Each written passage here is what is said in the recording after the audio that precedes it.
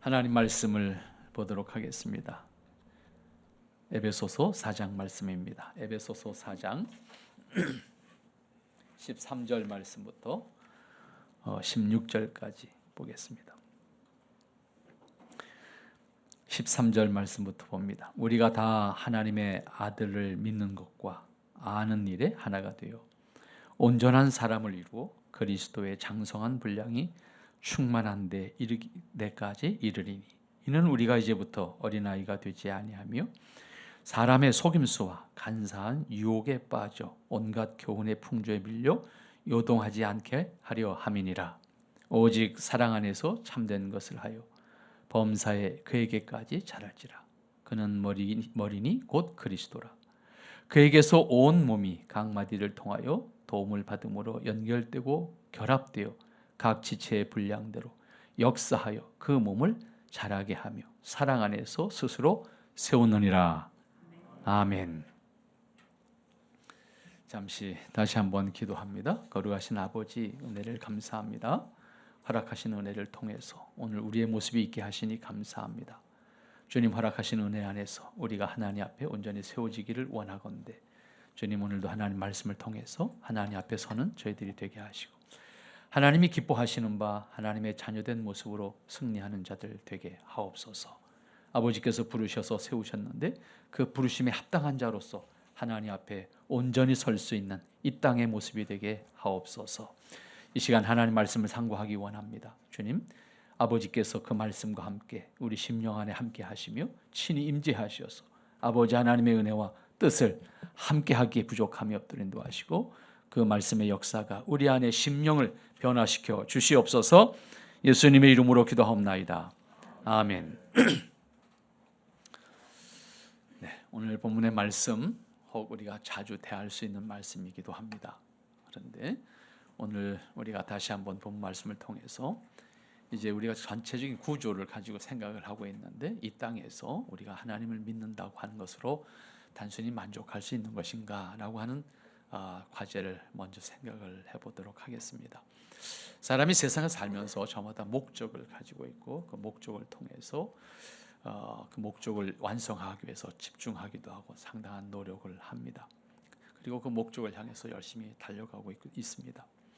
그리고 그 결과가 좋으면 기쁨, 또 그 결과를 함께 나누고 싶어 합니다. 그런 사람들을 우리는 성공했다 이렇게도 표현을 합니다.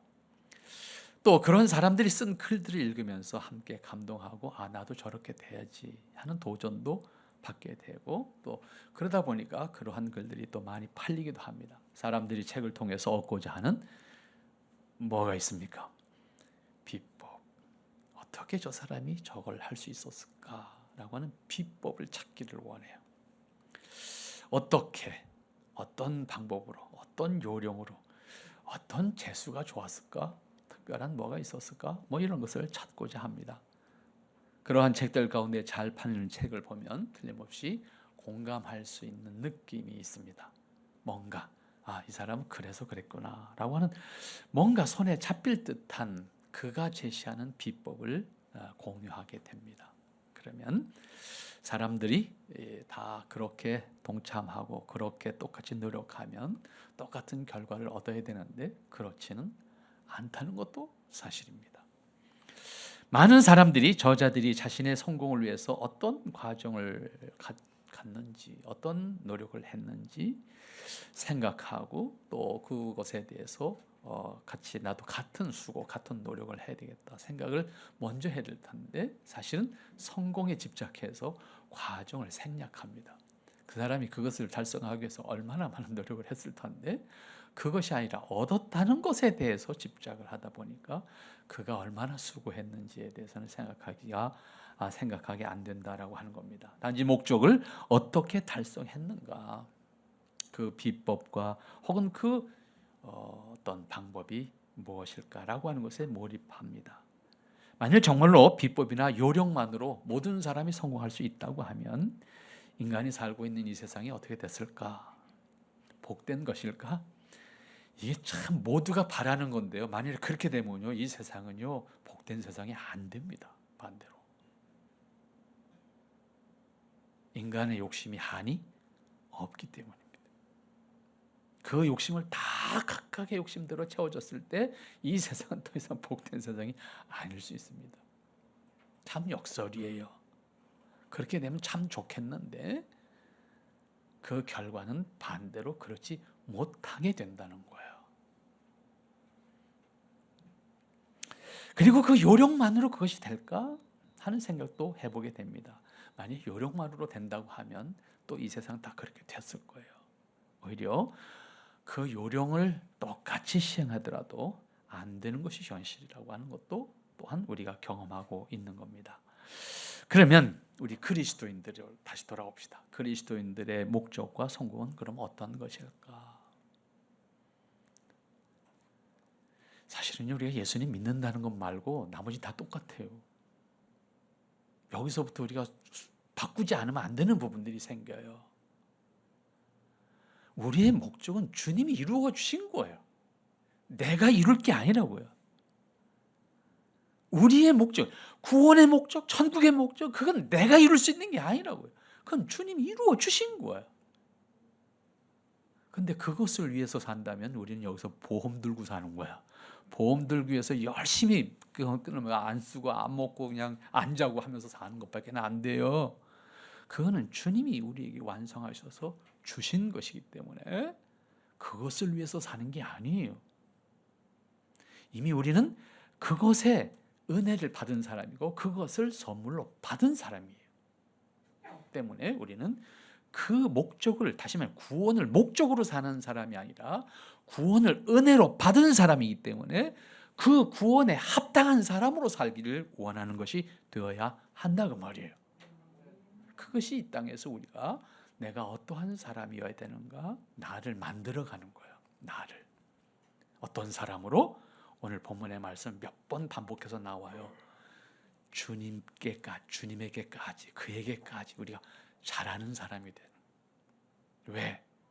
하나님께서 창조하실 때 인간에게 주셨던 하나님의 형상을 잃어버렸어요. 그게 불행이에요. 그게 세상이에요. 그게 우리가 사는 모습이에요. 그런데 그것을 그리스도를 통해서 그 신분을 우리에게 회복시켜 주셨어요. 이건 하나님의 은혜라고요. 이걸 내가 회복시켜서 가질 수 있는, 쟁취할 수 있는 것이 아니고 하나님께서 은혜로 선물로 주신 거예요.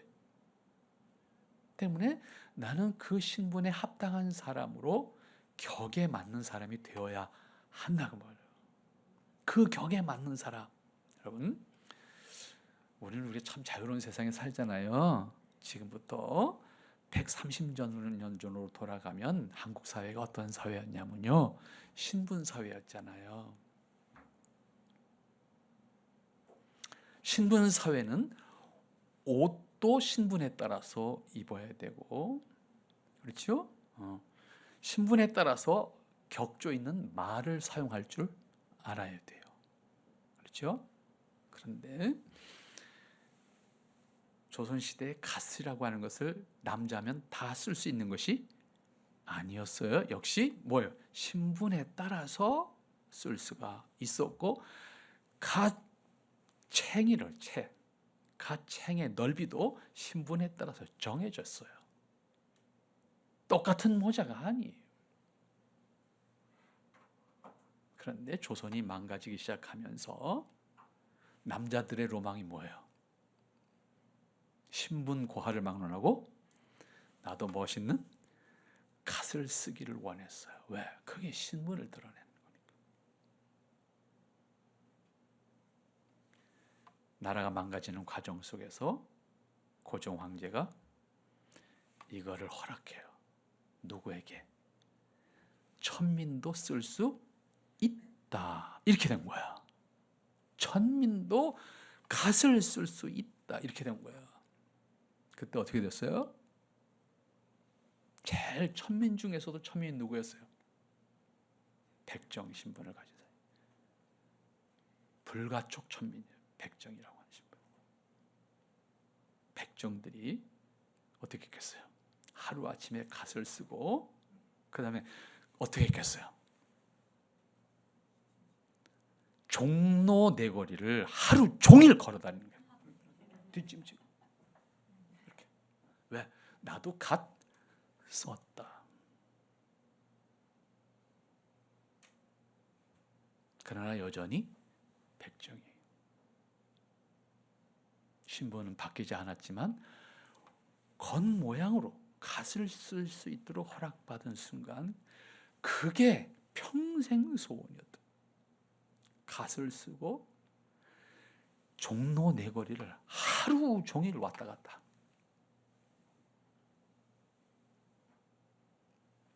신분에 따라서 격조 있는 모습이 돼야 되는데 양반들이 봤을 때 그들의 모습은 어떤 모습이었어요? 쓰긴 썼는데 뭐가 안 어울려. 여전히 천민의 모습인 거야. 양반의 입장에서 보면. 왜? 안 만들어졌어요. 몸이.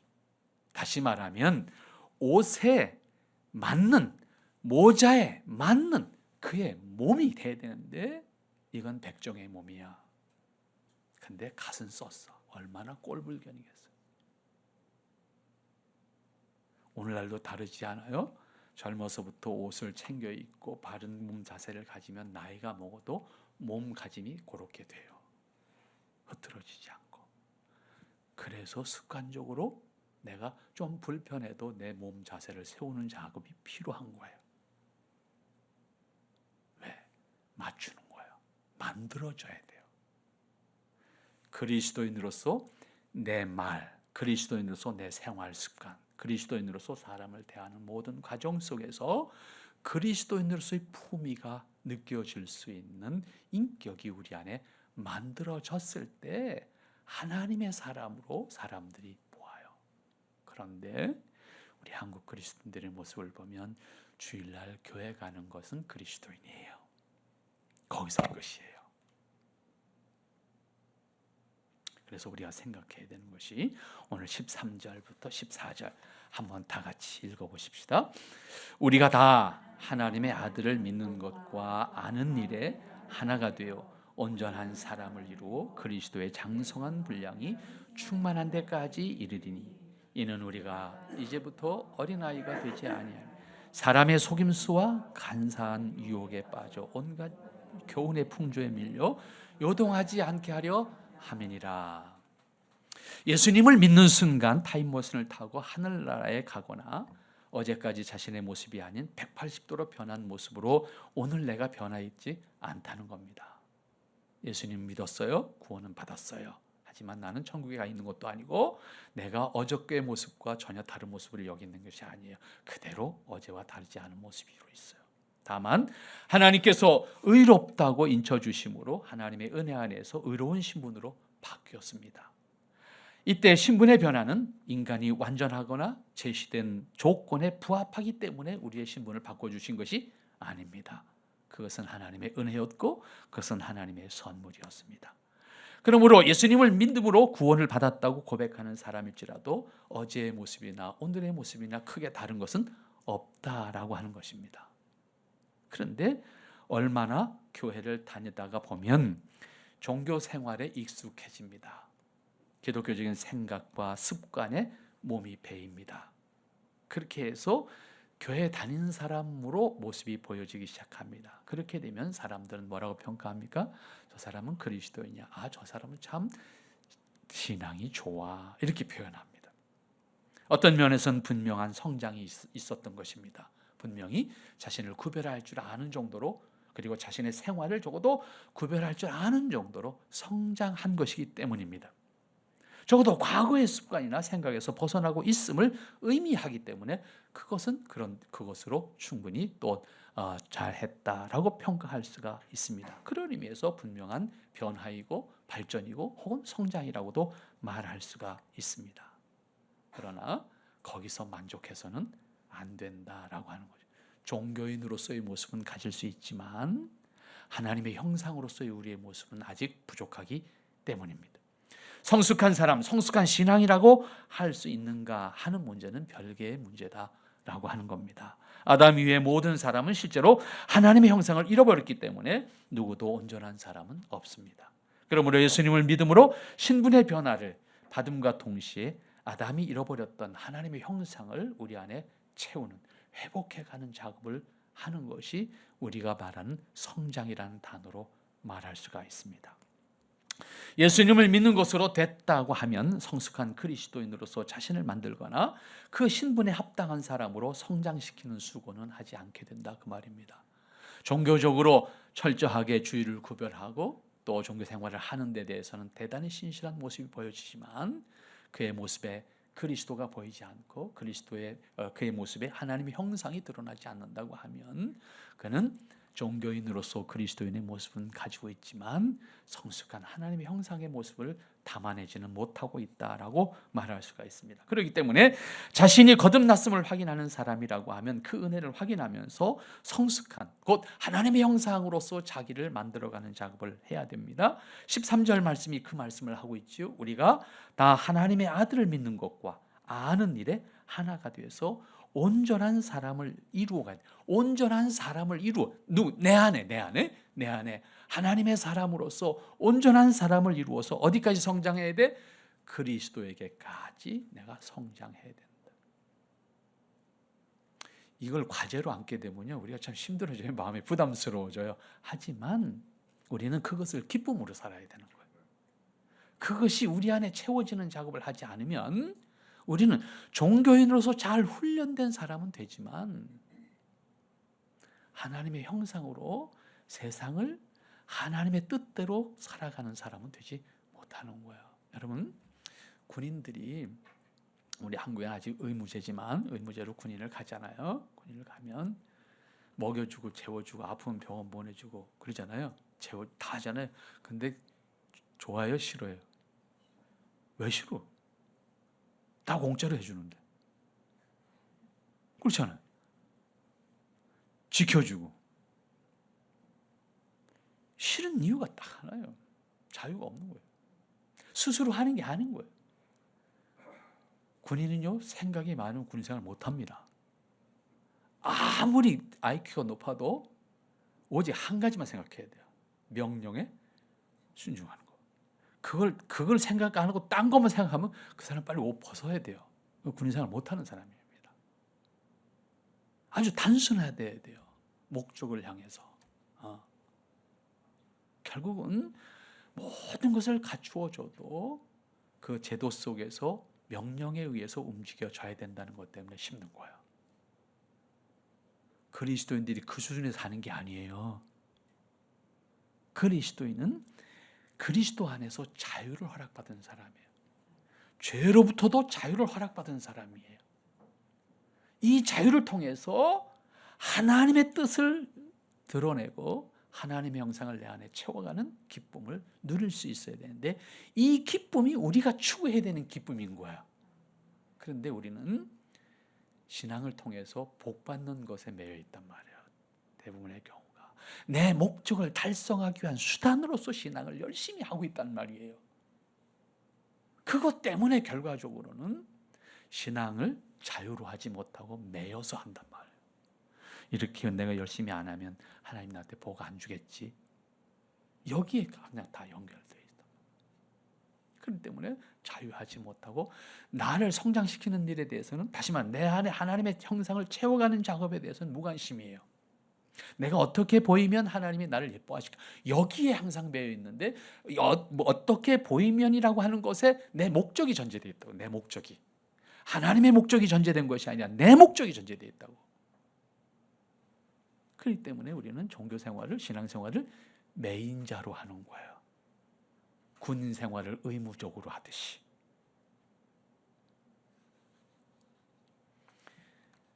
여기서 다시 한번 알 수 있는 것은 믿음을 고백한 다음에 자신의 신분의 확인과 함께 자기 안에 하나님의 형상을 채워서 성육신하신 그리스도에게까지 우리가 성장해야 된다. 갓만 쓰고 내가 양반 입네 해서 양반이 되는 게 아니다 그 말이에요. 갓 쓰는 것이 허락됐다면 그 갓을 쓰는 모습에 합당한 나의 모습을 만들어 가야 된다 그 말이에요. 근데 갓만 쓰고 기뻐하면 사람들이 볼 때 저놈은 천민이라는 것이 드러나잖아요. 우리가 그리스도인이라고 내 스스로 고백한다고 하면 하나님의 사람으로서 그리스도인인 내가 어떠한 사람이어야 되는가 라고 하는 것에 대한 생각을 하지 않으면 안 된다라고 하는 것이고요.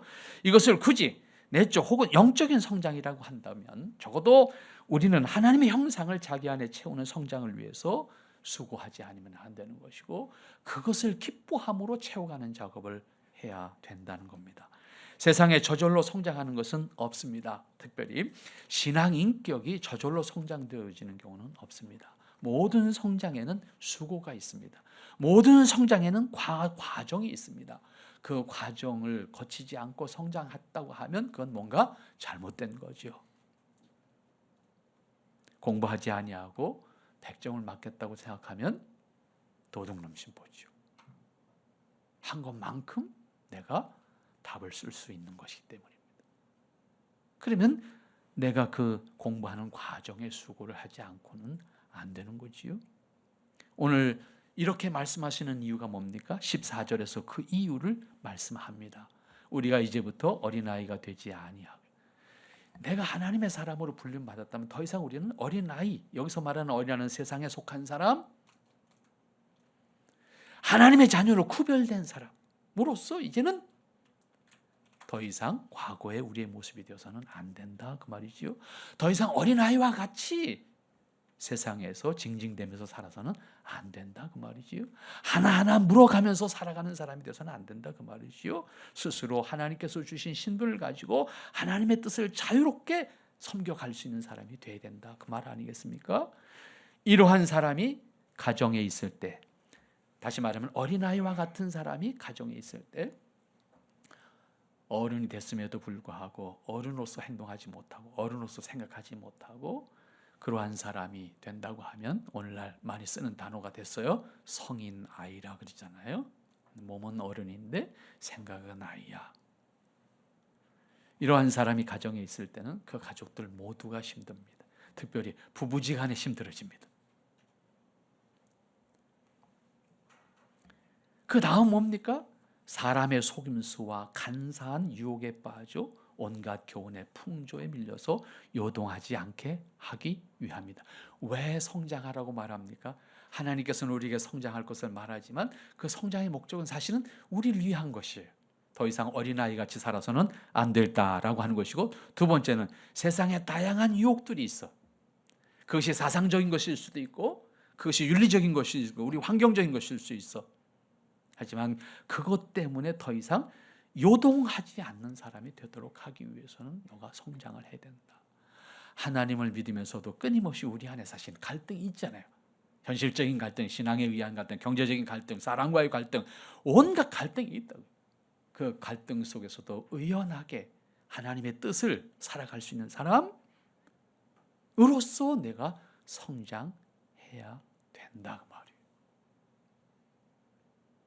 그 성장을 통해서 세상을 살아갈 수 있는 사람이 돼요.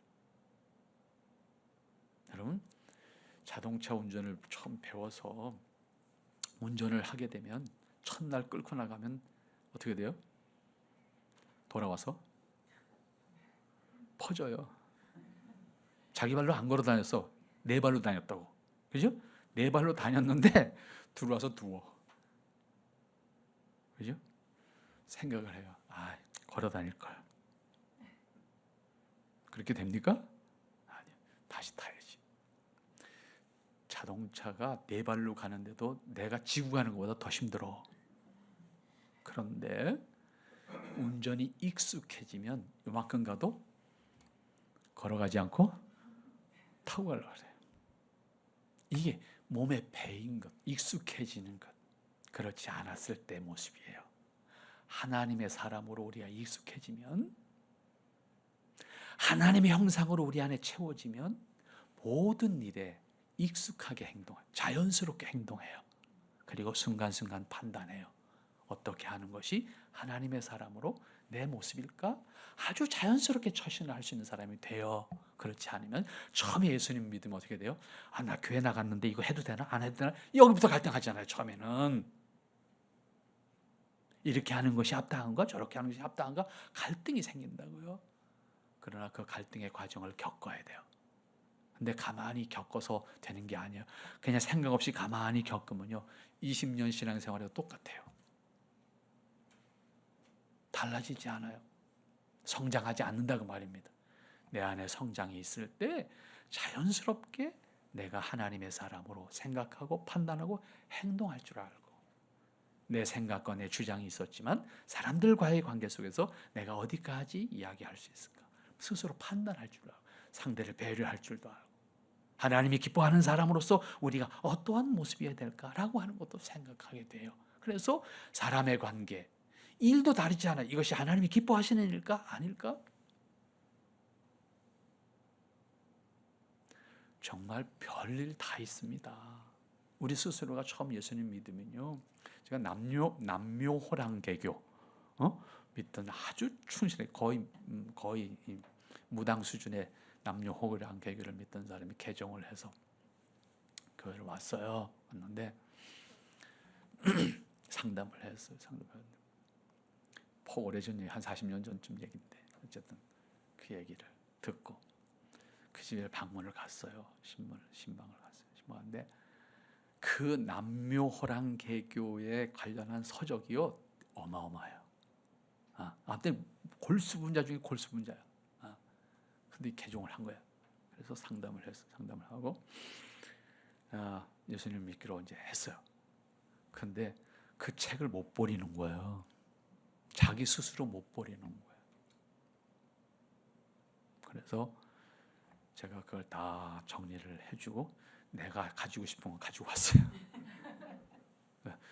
또 연구할 참고서 있으니까 그건 좀 가져오고 나머지는 다 불태워버렸어요. 그리고 기도했어요. 됐지요? 그러고 왔어요. 그 이후에 그 사람이 이제 그게 이제 두려운 거야. 이제 다시 그게 이제 계속 두려운 거예요. 거기서부터 이탈한다는 것이 이 사람에게는 굉장히 두려움인 거예요. 그래서 얼마 동안 끊임없이 같이 기도하면서 그가 스스로 이기는 과정을 겪었던 기억이 있습니다. 사람이요 참 강한 것 같은데요 아주 약합니다. 어떤 사람은요 다른 교회 이사를 와서 이사를 와서 교회를 등록을 했어. 신방을 갔는데 그 집에 먼저 살던 사람이 교회를 다니는 사람인데 다른 교회를 다니는 사람이야. 교패가 붙었어. 교패. 근데 우리 이제 교회 등록한 사람이 그 당시에 우리 교회 등록한 사람이 이제 그 집에 이사를 와서 이제 이사 신방을 갔어. 근데 신방이 끝나고 올라고 하니까 그분이 저한테 뭘 요청하셨어요? 목사님 가시기 전에 저 교패를 좀 떼어주고 가시죠. 그러더라고요. 왜? 당신은 손이 없어 발이 없어. 왜 못 떼어요? 두려운 거예요. 그때부터 제가 생각해서 교패 쓰면 안 되겠다 생각했어요. 이때 이미 부족이 돼 있는 거예요. 이게 부족의 개념이 된 거예요. 이게 그리스도인 의식 속에 부족으로 이것이 인식된 거란 말이에요. 그러니까 저걸 내 손으로는 못 띄는 거야. 그러니까 목사가 기도하고 떼어달라는 거야. 이게 무슨 신앙이야 그 말. 필요해서 만든 것이긴 한데 의미를 그렇게 부여한 것도 아니잖아요. 그런데 정작 받아들이는 신자의 의식 속에는 그렇게 받아들인 거야. 그래서 교패를 써서는 안 되겠다. 이렇게 된 거야. 이렇게 사실은 약해요 우리가. 특별히 영적인 부분에 대해서 이야기를 하게 되면 굉장히 약해집니다. 하나님은 우리에게 하나님의 형상으로서의 자유를 주셨습니다. 그것은 죄로부터의 자유고 하나님의 뜻 안에서의 자유입니다. 그것에 매여서는 안 됩니다. 그래서 형상적인 것을 만들지 말라라고 하는 것에 대한 말씀이 더 우리에게 다가오는 거예요. 그런 것들을 스스로 이제 하나님 앞에서 자신의 처신을 할 줄 아는 사람으로 성장을 해 가야 된다. 그런 얘기죠. 그렇지 않으면 오늘날처럼 다양한 오늘날 언론 매체들이 너무 다양하다 보니까 온갖 가짜 뉴스서부터 시작을 해서 전해지는 정보 내용 속에 담겨져 있는 그런 이야기들, 사상들을 보면 참 헷갈려요. 여러분 오늘 분명히 말씀합니다. 오늘 14절 말씀 보면 사람의 속임수와 간사한 유혹에 빠져 온갖 교훈의 풍조에 밀려서 요동하지 않도록 하기 위해서 성장해야 된다. 결국 성장하지 않으면 이런저런 세상의 소문이나 상황에 따라서 휘둘리는 사람, 그리고 신앙도 그렇게 휘둘려서 여기 기웃 저기 기웃하는 사람이 되고 만다 그 말입니다. 그런데 우리의 성장 목표가 어디까지일까요? 15절 말씀 가서 보십시다. 우리 성장 목표가 분명하게 기록되어 있죠. 같이 읽읍시다. 오직 사랑 안에서 참된 것을 하여 범사에 그에게까지 자랄지라. 그는 머리니 곧 그리스도라. 어디까지? 그리스도에게까지 자라야 된다. 자랄 수 있을까? 어차피 우리는 100점 만점을 받아서 성공할 수 있는 사람은 아니에요. 그렇지만 100점 만점의 길로 인도하시는 분도 그리스도예요. 내가 할 수 있는 게 아니다 그 말이에요. 우리는 어떤 의미에서는 엎혀서 가는 거야. 그리스도에 엎혀서 가는, 그리스도의 등에 엎혀서 가는 거야. 나만 믿고 엎혀 따라와 그 얘기거든요. 네 발로 알아서 와가 아니란 말이에요. 그런데 우리에게 엎였지만 엎인 것처럼 느끼게 하지 않으셔요. 우리 발로 걸어가는 것처럼 느끼게 하셔요. 우리는 이 사실을 분명히 기억해야 돼요. 믿음을 고백하고 입교한 신자라고 하면 그로부터 반드시 성장을 동반해야 합니다. 자기를 성장시키는 수고와 노력 없이는 교회에 잘 다니는 사람은 될 수 있지만 성숙한 하나님의 형상을 회복한 사람으로서의 누림은 있을 수가 없다라고 하는 겁니다. 그런데 안타깝게도 우리의 모습들 가운데 교회는 잘 다니고 있는데 자신을 성장시키기 위해서 수고하지 않는 모습이 너무 많이 보인다라고 말할 수 있지 않겠나 생각을 합니다. 한국 그리스도인들은 한결같이 종교적인 노력에는 굉장히 열심입니다. 대단히 열심입니다. 새벽 기도는 물론이고 특별 새벽 기도는 물론이고 100일 기도는 물론이고 어떤 1000번제도 한단 말이에요. 신학적인 생각도 안 하고 쓰는 용어들이에요. 사실은 복음을 전제로 했을 때 과연 그것이 사용할 수 있는 단어인가? 라고 하는 것도 생각해 볼 수 있는 문제들인데, 그런데 그렇게 하면 뭔가 열심히 있는 것처럼. 그걸 대형교회들은 또 중계방송까지 하잖아요. 그래서 거기에 빠지면 내가 복 못 받는 사람이 돼 이제. 거기에 빠지면 내가 뭔가 하나님 앞에서 점수를 깎이는 사람이 되는 것처럼 느껴지기도 하고, 그러한 모습들을 우리가 보게 됩니다.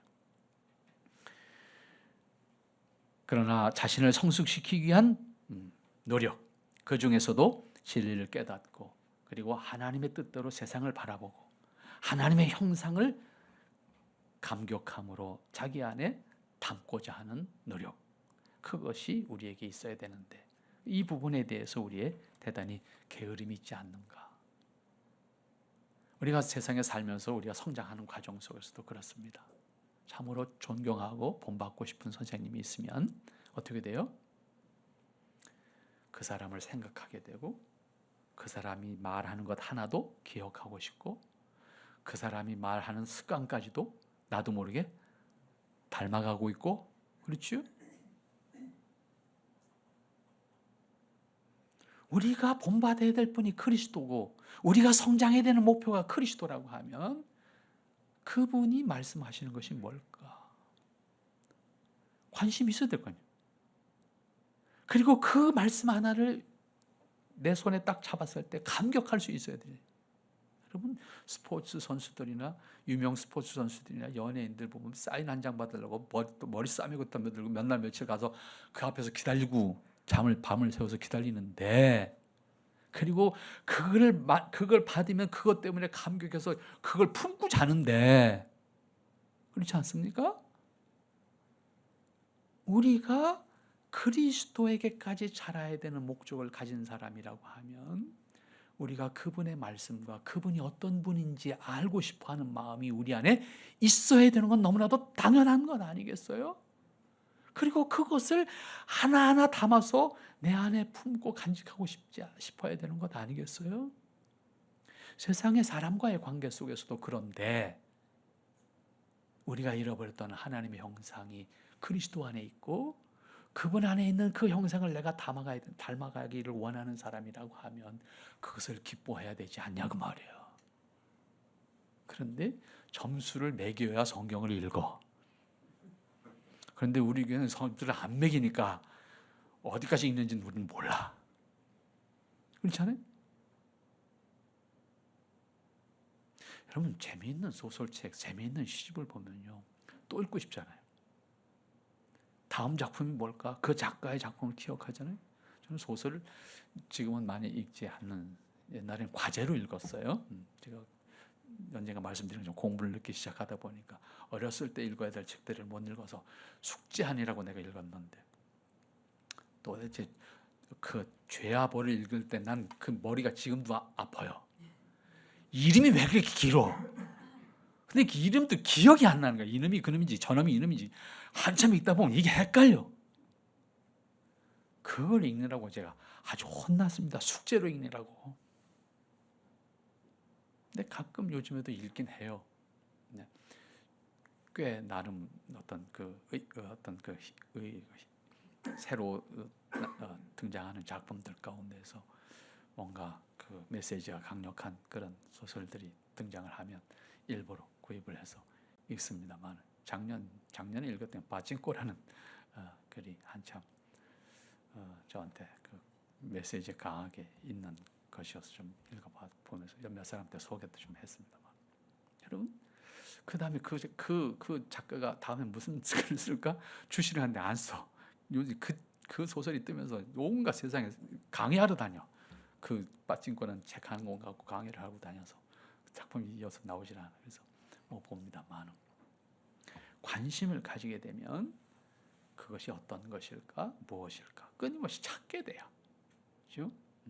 우리는 근데 종교 생활에 익숙하다 보니까 교회 가는 건 안 가면 안 된다고 생각해. 잘하신 거예요. 그건 아주 잘한 거예요. 그런데 그걸로 스톱 그러면 끝 안 된다고 말이에요. 그것이 끝이다, 그것이 전부다 생각하면 안 된다고 말이에요. 기독교는 나중에 말씀드리겠습니다만 주술 신앙이 아니잖아요. 하나님과 나의 인격적인 관계를 신앙으로 이해하는 것이 기독교 신앙이에요. 때문에 내가 인격적인 관계로서 생각하는 하나님이 어떤 분이신지를 알아야 하는 것은 당연한 것이고, 그분이 만물의 근원이고 인간의 근원이시기 때문에 그분을 아는 것이 나를 아는 거예요. 이건 시편 119편이 말하는 거 아니에요? 그분을 아는 것이 나를 아는 거예요. 그분을 알므로 인간을 아는 거예요. 하나님을 모르고 인간을 안다는 것은 결국은 인간의 문제로 끝나요. 마찬가지입니다. 아담이 잃어버린 하나님의 형상을 우리는 회복해야 되는데 성경에서 찾아야 됩니다. 그것을 깨달아 무릎을 치면서 안타까워하고 그 깨달음에 대해서 감격하고 그 모습에 우리 자신들을 투영시켜야 됩니다. 습관까지도 하나님의 뜻과 같을 수 있도록 해야 됩니다. 그것은 종교적인 의무로가 아니라 자신이 가장 닮고 싶은 사람을 사모하듯이 본받는 노력을, 하나님의 형상을 우리 안에 채우는 노력을 해야 됩니다. 그것은 힘들거나 짜증나지 않습니다. 오히려 감격입니다.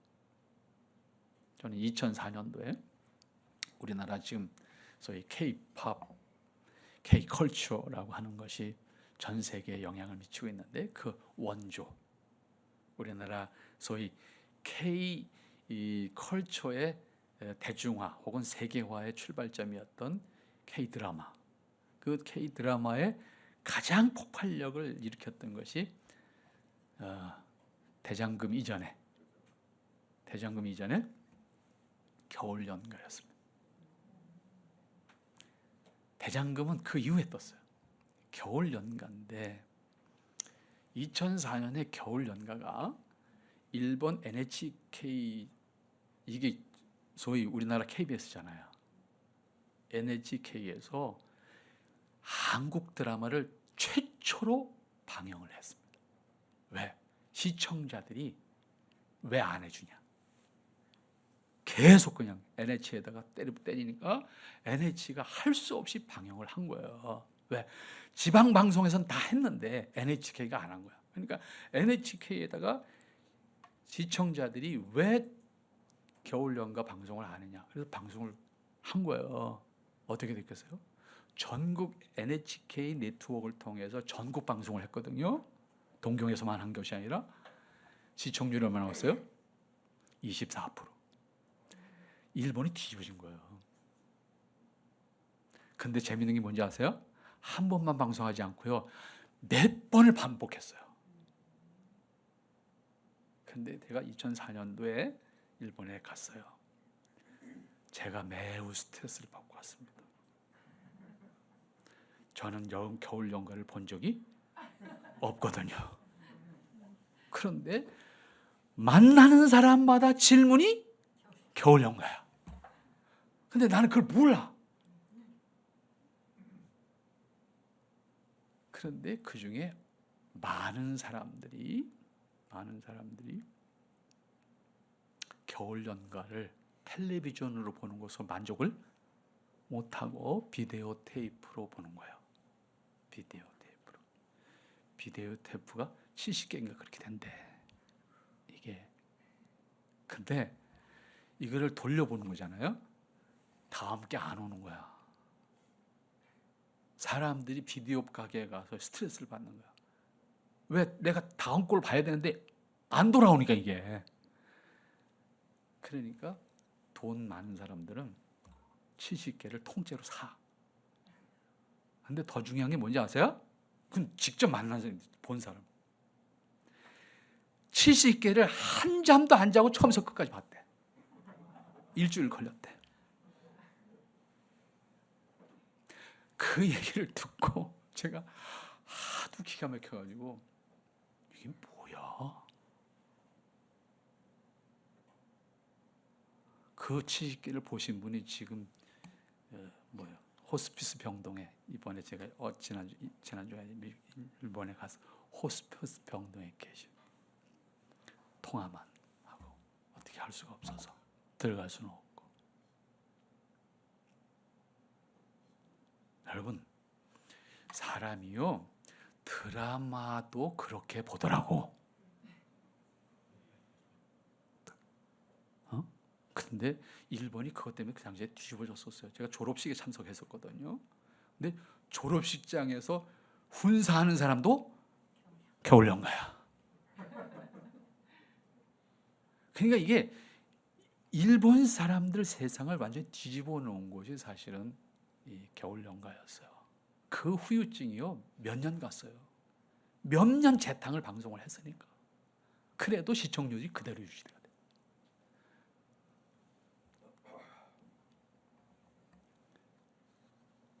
한마디로 미쳤다. 그렇게 표현해도 되겠다. 하는 걸 느꼈어요. 저도 좀 섭섭했죠. 왜? 내가 주인공으로 불리면 받았는데 내 얘기를 안 해. 나 때문에 모였는데 모인 사람들의 주제는 다 겨울 연가였어요. 그래서 내가 마지막에 한마디 했어요. 나 왜 불렀냐? 보고 싶은 것, 가지고 싶은 것을 위해서 그렇게 투자합니다. 상상을 초월합니다. 돈을 투자합니다. 시간을 투자합니다. 그러면 우리는 그리스도인으로서 지금 무엇을 위해서 우리의 시간과 돈을, 노력을 투자하고 있는가? 특별히 그 중에 자신의 영적인 성장을 위해서 하나님의 형상을 우리 안에 담기 위해서 그리스도에게까지 성장한다고 하는 것이 우리의 성장의 목표라고 하면 그 성장의 목표를 위해서 지금 우리는 무엇을 고민하고 있는지, 어떻게 우리가 수고하고 있는지 우리 스스로 물어보고 그것에 대한 대답도 우리는 해야 되지 않겠나 생각을 합니다. 그리고 자신의 시간과 노력을 우리는 그런 의미에서 투자를 해야 됩니다. 그것이 없이 어느 날 내가 하나님의 형상을 덧입은 사람으로서 나타나고 그렇게 변해 있을 거라고 생각해서는 안 된다라고 하는 것입니다. 자신의 신앙 인격의 성장을 위해서 노력하지 않고 얼마나 시간이 지나간 다음에 다른 사람들보다 자신의 부족함을 느끼게 되는 경우가 있습니다. 그렇게 되면 그때 공동체 안에서는 다시 어떤 일들이 만들어집니다. 시기하는 사람도 나오고요, 모함하는 사람도 나오고요, 그렇지 않으면 아예 뭐든지 하지 못하게 회방하는 사람도 나옵니다. 같이 신앙생활을 시작했는데 쟤는 왜 나보다 앞서갔지? 그걸 발견하게 되면 그때부터 스스로 어려워집니다. 성장하지 않으면 하나님의 은혜를 누리지 못합니다. 하나님의 은혜를 자신의 신앙 인격으로 담아내야 하는데 그렇게 하지 못합니다. 그런데 사람들이 볼 때 그 사람은 그리스도인입니다. 더 나아가서 교회에 잘 다니는 사람입니다. 그런데 그 사람을 보면 이해가 되지 않습니다. 어떻게 그런 사람이 신앙 인격이 그 정도밖에 안 될까? 오히려 세상 사람들이 그리스도인을 보고 걱정을 합니다. 오늘 본문의 말씀은 그렇게 표현합니다. 오직 사랑 안에서 참된 것을 하여 그리스도인으로서 우리가 함께 머리 되시는 그리스도에게까지 성장해야 된다라고 말씀합니다. 그리스도인은 예수님의 사랑 안에서 진리를 믿고 그것을 우리의 삶으로 살아내야 됩니다. 진리 안에서 믿음은 반드시 행위로 동반되어져야 하는 겁니다. 그것은 평생을 반복해서 하나님의 형상이 자기 안에 채워지도록 하는 수고라고 할 수 있을 겁니다. 그렇게 반복해서 하나님의 형상을 취하고 체득하는 과정 속에서 우리는 그리스도에게까지 우리의 모습이 성장해 가도록 만들어 가야 됩니다. 그것이 이 땅에서 우리의 신앙의 과제예요. 그리스도인으로서 살아가는 기쁨이에요. 단순히 숙제가 아니라, 짐이 아니라 그 자체가 기쁨이어야 되는 거예요. 여러분, 책을 한 권 들어서 읽기 시작하면 처음에 이거 언제 읽지? 근데 언제 읽지가 반복되면 재미가 없다는 의미입니다. 근데 들러서 읽기 시작했는데 이거 언제 읽을까? 며칠 읽을까? 근데 읽다가 내용이 재미있으면 나도 모르게 언제 다 읽었어요. 여러분, 책을 다 읽고 나서 뚜껑을 딱 덮는 기쁨을 체험해 보시기 바랍니다. 읽기 시작할 땐 힘들어요. 그런데 읽으면서 내용의 기쁨이 있으면 그 시간도 과정도 금방 지나가요. 그리고 뚜껑을 딱 덮을 때 기쁨, 그리고 그 책이 주는 여운 느껴보세요. 책만이 아니에요.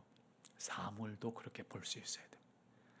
꼭 책으로만이 아니에요. 우리가 지나다니는 과정 속에서 지나가는 사람, 느껴지는 바람, 우리에게 내려쪼이는 태양을 보면서도 그것을 통해서 나에게 말씀하시는 하나님의 음성을 들을 수 있다고 하면 그것이 우리에게 주는 기쁨, 그것이 우리에게 주는 감격은 무엇으로 바꿀 수 없는 것들이 우리에게 다가온다는 사실입니다. 그것을 통해서 우리는 하나님을 그 자리에서 노래할 수 있지요. 그것을 통해서 하나님의 사랑을 내가 체험하지요. 그런 의미에서 그리스도인으로서 사물을 바라보고 사물을 통해서 그 하나님을 체험할 수 있다고 하면 꼭 책상에 앉아서 골방에 있어서만이 아닙니다. 여러분이 생활하는 모든 일상에서도 하나님을 만나고 하나님의 기쁘신 뜻을 그 안에서 깨달을 수 있고 배울 수 있다고 하는 사실도 놓쳐서는 안 될 겁니다. 마지막 16절 말씀 다 같이 읽도록 합시다. 그 강마디를 통하여 도움을 받음으로 연결되고 결합되어 각 지체의 분량대로 역사하여 그 몸을 자라게 하며 사랑 안에서 스스로 세우느니라. 신앙의 성장은 요령이나 비법이 없습니다. 죽음에 이르는 순간까지 자기 안에 하나님의 형상을 채워가는 것입니다. 또한 각 사람마다 다른 환경과 의식을 갖고 있기 때문에 획일적인 방법이나 특별한 요령이 없습니다. 만일 있다고 하면 그것 자체가 문제가 될 수 있을 겁니다. 식물 가운데 가장 빨리 자라는 식물이 하나 있습니다. 우리가 일반적으로 알고 있는 가장 빨리 자라는 식물이 하나 있는데, 많이 자라는 것은 나무는 아니지만 나무로 불리는 대나무입니다. 대나무가 자라는 속도가 어느 정도일까요?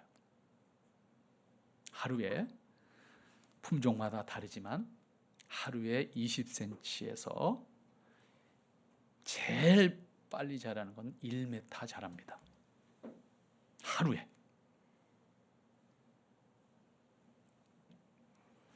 그 자라는 속도는 상상을 초월합니다. 눈으로 보이는 만큼 자란다고 볼 수가 있습니다. 그러나 빨리 자라기 때문에 대나무로 쓸 수 있는 것은 아닙니다. 대나무는 당년에 나와서 당년에 다 큽니다. 물론 당년이 아니요, 며칠에 다 큽니다. 굵기도 마찬가지입니다. 한 번에 자라면서 그냥 굵습니다.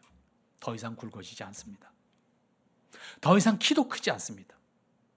당년에 나왔을 때 다 굵어지고 다 큽니다. 그러나 그 나무는 쓸 수가 없습니다. 대나무를 쓰기 위해서는 적어도 1년 이상 더 자라야 합니다. 이때 자란다는 것은 키가 크는 것이 아닙니다. 용도에 따라서 베는 시기가 다르지만 당년에 자란 나무는 사용할 수가 없습니다. 왜? 이것을 대나무는 여문다 그래요. 대나무가 여물어야 돼요. 익어야 된다 그 말입니다. 대나무는 여물기 정도에 따라서 용도가 다릅니다. 그래서 무엇에 쓸 것인가에 따라서 2년생을 빌지 3년생을 빌지 결정을 합니다. 대나무는 당년에 키도 몸집도 다 자랍니다. 그러나 아무짝에도 쓸 수가 없습니다. 왜? 여물지 않았기 때문입니다. 오늘 우리 그리스도인 하나님의 사람으로 하나님의 은혜 가운데 변화를 받았고 신분의 은혜를 받았지만 우리도 여물지 않으면 하나님 앞에서 쓰임받을 수가 없다라고 하는, 여물어야 됩니다. 여물기 위한 우리 자신의 모습이 만들어져야 됩니다. 그리스도인 각 사람은 그리스도를 머리로 한 몸을 이룬 지체들입니다. 교회는 지체들이 한 몸을 이루고 있는 공동체입니다. 각각의 지체들이 그리스도를 머리로 해서 그 머리에 이르기까지 자라야 합니다. 자라지 않으면 장애가 됩니다. 서로가 힘들어집니다. 서로를 존중하면서 섬기는 관계로 한 몸을 이루어야 되는데 어떤 지체가 자라지 못하면 다른 지체들도 힘들어집니다. 이것이 세상에 있는 동안 지체로서 그리스도인이고 한 몸으로서 교회입니다. 누구를 탓하거나 책임을 미루어서 될 일은 아닙니다.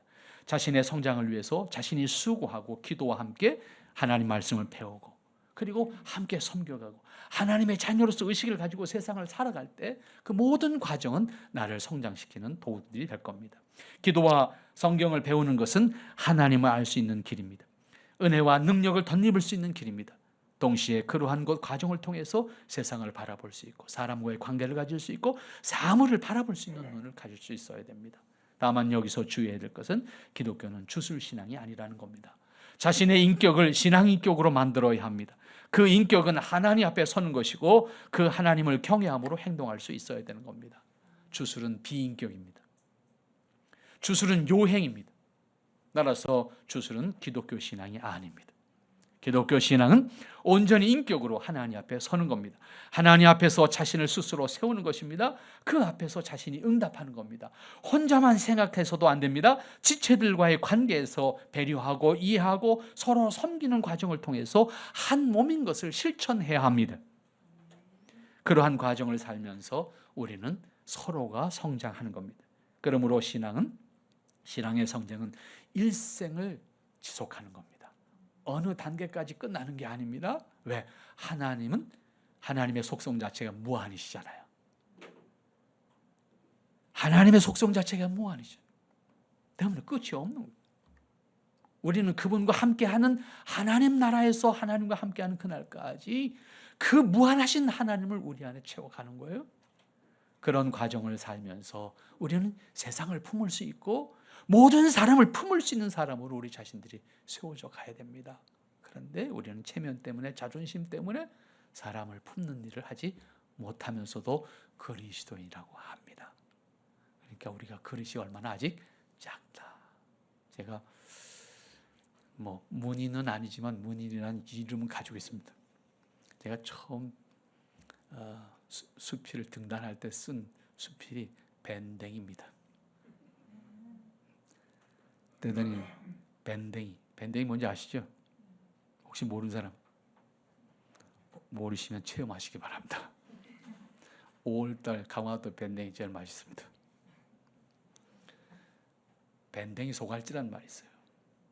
밴댕이란 물고기가 아주 얇습니다. 창자가 있는지 없는지 없어. 그 밴댕이 소갈치 사람의 그 속 좁은 사람을 표현할 때 밴댕이 소갈치라는 표현을 합니다.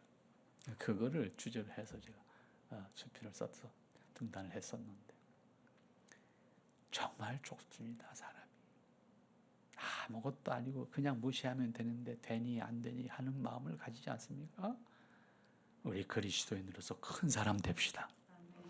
그리스도의 마음으로 사람을 대하고 그리스도의 마음으로 세상을 대할 수 있는, 그래서 그것이 잘못된 것이 아니고 그것이 악한 것이 아니라고 하면 적어도 품을 수 있고 기다려줄 수 있는 여유로까지 우리 자신들을 세워가지 않으면 안 된다 하는 것이지요. 그런 과정을 우리가 통해서 우리 자신을 세워가야 된다 그 말이죠. 그러므로 신앙의 성장은 일생 동안 지속되는 것이고 그 끝은 하나님 나라에서 하나님과 함께하는 날입니다. 온 몸이 각 마디를 통해서 도움을 받음으로 연결되고 결합되어 각 지체의 분량대로 역사에서 그 몸을 자라게 하라고 하십니다. 몸의 지체는 각각 다른 모습, 다른 크기, 다른 위치, 다른 역할을 합니다. 그것은 비교나 경쟁의 대상이 아닙니다. 다시 말하면 지체의 관계는 비교의 관계도 아니고 경쟁의 관계가 아닙니다. 서로 위치와 역할과 기능이 다를 뿐입니다. 그렇기 때문에 서로 위하는 관계이어야 됩니다. 그러므로 일생을 사는 동안 그리스도인은 세상에서 각각의 신분을 가지고 자신의 역할을 온전하게 감당함으로써 그리스도의 몸을 이루고 하나님의 형상을 자신의 인격을 통해서 드러내도록, 담아내도록 만들어가야 하는 것입니다. 그런데 그것이 그냥 되지 않는다. 수고와 노력이 있어야 하고 기도하는 시간을 만들어야 되고 하나님을 깨닫는 시간을 가져야 되고 서로에게 격려와 권면을 통해서 한 지체로서의 모습을 우리가 스스로 만들어 가야 됩니다. 그런 과정을 통해서 하나님의 사람으로 자신이 성장하고 있음을 스스로 기뻐할 수 있고 스스로 감사할 수 있어야 합니다. 사랑 안에서 스스로 세운다고 16절 마지막 부분에서 표현하고 있습니다. 신앙 인격의 성장을 위해서 각자가 자신이 받은 하나님의 사랑을 깨우치고 그 사랑 안에서 자신을 하나님의 사람으로 만들어가면서 사랑 안에서 내 자신이 하나님의 사람으로서의 어떠한 모습인가를 스스로 세워갈 때 함께하는 지체들과의 관계도 서로 기뻐하고 감사하고 또 서로 위로할 수 있는 관계가 되고 그것을 통해서 우리가 하나님 앞에 감사, 하나님은 우리의 모습을 통해서 심히 기뻐하실 줄로 믿습니다. 기도합니다. 거룩하신 아버지 은혜를 감사합니다. 우리 참 부족한 모습이지만 늘 살피시고 인도하시고 또 주장하시니 감사합니다. 주 앞에서 우리의 모습을 온전히 세워가게 하시고 하나님 보시기에 아름다운 모습으로 우리를 이끌어 주시옵소서. 오늘 하나님의 사람들로 우리가 불림을 받았습니다. 하나님께서 기뻐하시는 그 모습에 이르기까지 우리를 잘할 수 있도록 역사하시고 주장해 주시옵소서. 주께서 원하신 아름다운 모습으로 함께 하기를 원하오니 주님 원하시는 모습으로 승리할 수 있도록 주장하시고 우리를 방해하는 요소들 하나님 물리쳐 주시옵소서. 우리가 연약하오니 하나님 기뻐하시는 길로 선히 행할 수 있도록 그 길을 선히 인도하여 주시옵소서. 예수님의 이름으로 기도하옵나이다. 아멘.